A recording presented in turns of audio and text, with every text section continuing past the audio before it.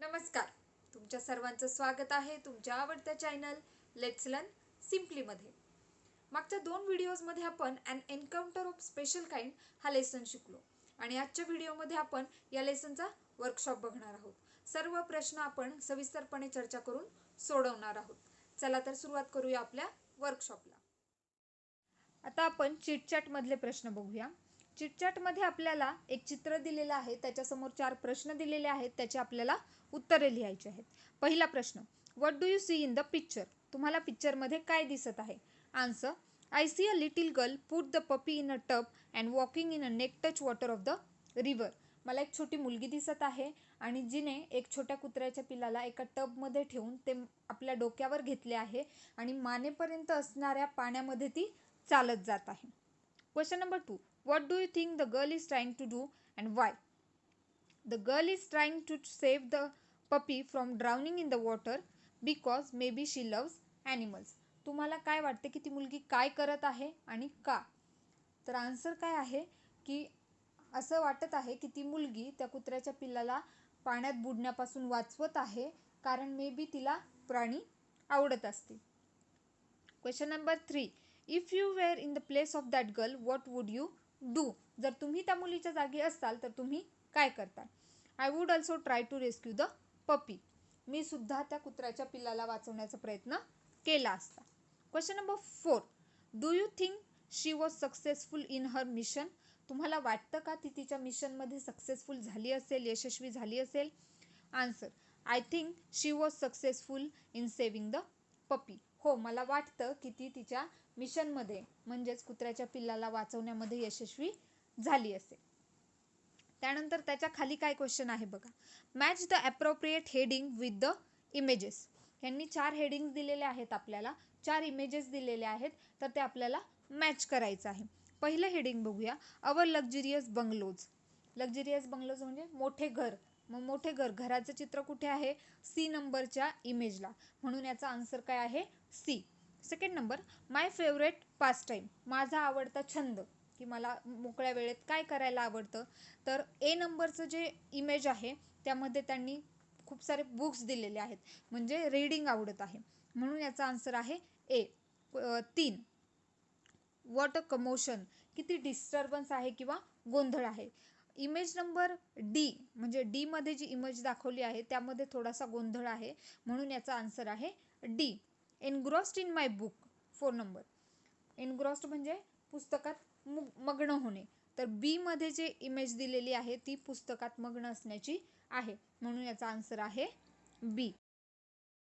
आता आपण आपल्या पुस्तकामध्ये उजव्या कॉर्नरला जो पिंक बॉक्स असतो त्यामध्ये काही क्वेश्चन्स आहेत ते बघूया.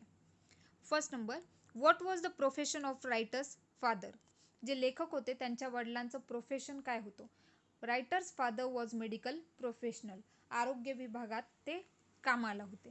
Question number 2, describe the campus where the writer's family lived. Answer, the campus was large. The campus was luxurious with green grass, colorful flowers, tall and majestic trees, so many birds, squirrels and a group of langur were living there. म्हणजे ते campus जे होतं ते खूप मोठं होतं, त्यामध्ये खूप सारे झाडं होते, खूप वेगवेगळ्या रंगाची फुलं होती, हिरवं गवत होतं, त्याचप्रमाणे वेगवेगळ्या प्रकारचे पक्षी आणि काही माकडांचे कळप किंवा ग्रुप तिथे राहत होता. Question number 3, how did the family relax after lunch? जेवण झाल्यानंतर लेखकाची फॅमिली कशा प्रकारे रिलॅक्स करत होते? After lunch the writer's parents and sisters lay down for afternoon nap. जेवण झाल्यानंतर लेखकाचे आई वडील आणि त्यांच्या बहिणी दुपारच्या झोपण्यासाठी गेल्या होत्या. आणि writer settle down with story book. आणि रायटरने काय केलं होतं? एक स्टोरी बुक घेतलं होतं आणि वाचायला बसले होते. Question number 4, what विक्ट custom is practised bye animal who live in a group. मग ग्रुपमध्ये राहणारे जे प्राणी आहेत त्यांच्यामध्ये कोणती एक वाईट प्रथा होती, तर कोणती होती? According to the custom a dominant powerful male does not allow another male or adult to survive within its group. Mostly the leader of the group kills all the male babies or adults. मग आता काय होती custom की त्या प्राण्यांच्या समूहामध्ये असणारा जो सगळ्यात डॉमिनंट आणि पॉवरफुल मेल असेल तो इतर जे पुरुष प्राणी असतील त्यांच्या संघातले त्यांना जगू देत नव्हते, त्यांना मारून टाकायचे. मग ते लहान जरी असेल तरी मारणार आणि मोठा असेल तरी मारणार. ही एक त्यांच्यातली चुकीची किंवा वाईट प्रथा होती. What attempts help the baby langur to revive. जे बेबी लंगूर होतं म्हणजे जे माकड होतं छोटं, त्याला शुद्धीवर आणण्यासाठी कोणते अटेम्प्ट उपयोगी पडले किंवा केले लेखकाने. First aid given by writer's father. रायटरचे जे वडील होते, लेखकाच्या वडिलांनी जे प्रथमोपचार त्याच्यावर केले ते. Splashes of cold water on face made the baby tyre. आणि त्याच्या तोंडावर जेव्हा थंड पाणी मारलं तेव्हा ते शुद्धीवर आले. And writer offered banana to the baby langur. मग त्या छोट्या माकडाला लेखकाने केळी दिली होती खायला. हे सगळ्या ज्या गोष्टी होत्या त्या माकडाला शुद्धीवर आणण्यासाठी महत्त्वाच्या ठरल्या. Question number 6. Wien did baby langur finally find comfort. मग ते जे छोटं माकड होतं त्याला फायनली केव्हा एकदम कम्फर्टेबल त्याने फील केलं किंवा त्याला केव्हा कम्फर्टेबल वाटलं. The mother langur came and take his child in her arm and checked his injuries and cuddled him tightly in her bosom. That time the baby langur find the comfort. जेव्हा त्या baby लंगूरची आई आली, तिने त्याला जवळ घेतलं, त्याच्या सर्व जखमा तिने बघितल्या आणि त्याला आपल्या कुशीत घेऊन जेव्हा ती बसली तेव्हा त्याला सगळ्यात जास्त कम्फर्टेबल वाटलं. Question number 7. What truth about animal human relationship did this incident reveal to the narrator. या इन्सिडेंटमधून लेखकाला माणूस आणि प्राणी यांच्यातील कोणत्या नातेसंबंधाबद्दल माहिती मिळाली. This incident reveals that the food was not only means of communication between man and animal but there were other means of establishing a bond through trust, compassion and mutual understanding. मग लेखकाला हे समजलं की प्राणी आणि माणसामध्ये फक्त अन्न हेच संवादाचं साधन नाही, तर विश्वास आणि आपसातील जे अंडरस्टँडिंग असेल ह्या सगळ्या गोष्टीही आहेत. तर अशा प्रकारे हे 7 प्रश्न आपल्याला धड्यामध्ये विचारलेले आहेत. आता आपण वर्कशॉपचा पहिला प्रश्न बघूया काय आहे. State whether you agree or disagree with the following statements. Justify your choice with proper reasons. मग आता इथे आपल्याला त्यांनी काही स्टेटमेंट्स दिलेली आहेत, त्यासाठी आपण सहमत आहोत की असहमत आहोत ते सांगायचं आहे आणि त्याचं कारणही द्यायचं आहे. तर पहिलं बघूया काय आहे. The compound where the writer was living was rich in nature's bounty. मग आता इथे काय सांगितलं की लेखक ज्या कॅम्पसमध्ये राहत होता ते नैसर्गिकरित्या खूप रिच होते किंवा खूप छान होते. तर होते की नाही हे आपल्याला सांगायचे. तर आन्सर काय आहे. Yes, I agree that the compound was rich in nature because it was a large campus with green grass, colourful flowers, tall and majestic trees, some squirrels and many species of birds and a group of langur living there. मग तिथे वेगवेगळ्या प्रकारची झाडं होती, फुलं होती, वेगवेगळ्या प्रकारचे प्राणी राहत होते, म्हणून हे योग्य विधान आहे. Holidays provide us an opportunity to read various magazines and story books. ज्या सुट्ट्या असतात त्या आपल्याला वेगवेगळ्या पुस्तके वाचण्यासाठी संधी उपलब्ध करून देतात. तर yes, I agree with this statement because during holidays children get free time and they can read various story books and magazines. तर सुट्ट्यांमध्ये खूप वेळ मिळतो आणि सुट्ट्यांमध्ये स्पेशल असे मॅगझिन्स आणि स्टोरी बुक्स पण येत असतात. सो सगळेजण आपण ते वाचतो. 3 नंबर बघा काय. The narrator made a mistake by saving the baby लंगूर. म्हणजे लेखक आहे त्यांनी बेबी लंगूरला वाचवून चूक केली असं हे वाक्य आहे. आन्सर काय आहे. I am disagree with the statement because if he had not saved the baby langur it would have been killed by the big male langur. मग हे चुकीचं आहे, कारण जर लेखकाने प्रयत्न केला नसता त्याला वाचवण्याचा तर कदाचित त्या मोठ्या माकडाने त्याला मारून टाकले असते. 4 नंबर बघा काय आहे. Animals cannot convey emotions. Animals जे आहेत, प्राणी जे आहेत, त्यांच्यामध्ये इमोशन्स नसतात, भावना नसतात. आणि याचा आन्सर आहे I am disagree with the statement. मला हे म्हणजे मला हे योग्य वाटत नाही, मला हे मान्य नाही. Because there are so many examples we can see around us about a strong bond between animals and humans.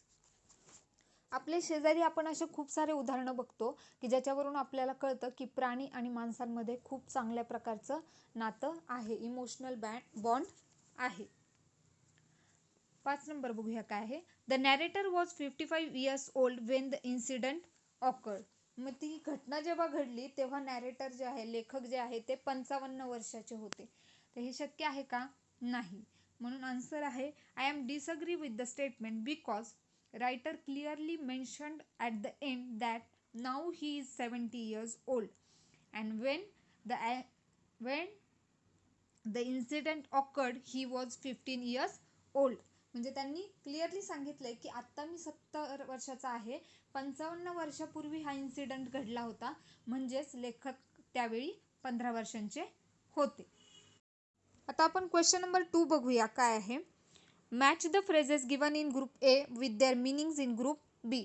Group A मध्ये फ्रेजेस दिलेले आहेत आणि ग्रुप बी मध्ये त्याचे मिनिंग्स दिलेले आहेत. त्याचं मॅच द फॉलोविंग करायचं आहे. 1 number to be part and parcel of, आणि याचा आन्सर आहे to be an essential or integral part, एखाद्या गोष्टीचा महत्त्वाचा भाग असणे. 2 number to be engrossed in, आणि त्याचं उत्तर आहे to be completely occupied in, एखाद्या गोष्टीमध्ये मग्न होणे. टू टेक नोटीस ऑफ, याचं उत्तर आहे to observe and give attention, एखाद्या गोष्टीची दखल घेणे, त्या गोष्टीकडे लक्ष देणे. टू फिगर आउट, 4 नंबर आहे टू फिगर आउट, आणि ज्याचं उत्तर आहे to be able to solve a problem, एखादी अडचण सोडवण्यात यशस्वी होणे किंवा त्याचा प्रयत्न करणे. नेक्स्ट आहे टू पॉन्डर ओव्हर, आणि याचं उत्तर आहे टू थिंक अबाउट सिरियसली, एखाद्या गोष्टीबद्दल गांभीर्याने विचार करणे. नेक्स्ट आहे टू बी ओव्हरवेल्म्ड बाय, आणि याचं उत्तर आहे to be affected emotionally in a powerful way, emotionally एखाद्या गोष्टीचा आपल्यावर परिणाम होणे. नेक्स्ट आहे इन अ फ्लॅश, आणि याचा आन्सर आहे व्हेरी क्विकली, क्षणार्धात किंवा खूप लवकर असा. नेक्स्ट आहे टू फाइंड अ सोलास, आणि याचा आन्सर आहे to find comfort and peace. Comfort आणि पीस म्हणजेच सुरक्षितता सापडणे किंवा अनुभवणे. तर अशा प्रकारे हा आपला दुसरा प्रश्न झालेला आहे. आता तिसरा प्रश्न आपण बघूया, जो आहे write in your own words, तुमच्या शब्दामध्ये उत्तर लिहा. 2 प्रश्न दिलेले आहेत आणि उत्तरही आपल्याला 2 पॉईंट्समध्ये लिहायचं आहे. पहिला प्रश्न बघूया. Why did the narrator ignore the barking dogs. नॅरेटरने म्हणजेच लेखकाने भुंकणाऱ्या कुत्र्यांकडे दुर्लक्ष का केलं. पहिला पॉईंट आहे the narrator thought that the pack of dogs must have trapped a pig. मग त्याला काय वाटतं की जे कुत्रे आहेत ते कुत्र्यांनी काय केलंय, त्यांना एखादं डुक्कर सापडलंय आणि ज्याला पकडण्यासाठी ते धावपळ करतायत आणि म्हणून ते भुंकतायत. आणि दुसरं काय, he was busy in reading, आणि ते लेखक जे होते आपले ते पुस्तक वाचण्यात बिझी होते. ह्या 2 कारणांमुळे त्यांनी काय केलं होतं, भुंकणाऱ्या कुत्र्यांकडे दुर्लक्ष केलं होतं. नेक्स्ट क्वेश्चन बघा काय आहे. Why did mother langur make no effort to grab her baby from the coop. मग खुरड्यामध्ये लेखकाने जे माकडाचं पिल्लू ठेवलं होतं त्याला घेण्यासाठी त्याच्या आईने कोणत्याही प्रकारचे प्रयत्न का केले नाहीत. तर त्यालाही कारणं आहेत. कारण आन्सर बघूया. मदर लंगू सॉ how the writer saved her baby. मग ती जी आई होती तिने पाहिलं होतं की लेखकाने किती प्रयत्न केले होते तिच्या बाळाला वाचवण्यासाठी. And second number, she was sure that what ever the writer was doing was good for the baby. आणि तिला हे माहीत होतं, तिला खात्री होती की लेखक जे काही करत होता ते तिच्या बाळासाठी चांगलं होतं आणि म्हणूनच तिने कोणत्याही प्रकारचे प्रयत्न केले नाहीत. व्हिडिओ पाहिल्याबद्दल धन्यवाद. या व्हिडिओमध्ये आपण an encounter of special kind या लेसनच्या वर्कशॉप बघितला. काही प्रश्न आपण सविस्तरपणे चर्चा करून सोडवलेले आहेत. उर्वरित जे प्रश्न आहेत ते आपण पुढच्या व्हिडिओमध्ये बघणार आहोत. व्हिडिओ आवडला असेल तर लाईक करा आणि तुम्ही नवीन असाल तर चॅनल सबस्क्राईब करायला विसरू नका. बेल आयकॉन प्रेस करून नवीन व्हिडिओचं नोटिफिकेशन त्वरित मिळवा. विद्यार्थ्यांपर्यंत व्हिडिओला पोहोचवण्यासाठी जास्तीत जास्त शेअर करा. धन्यवाद.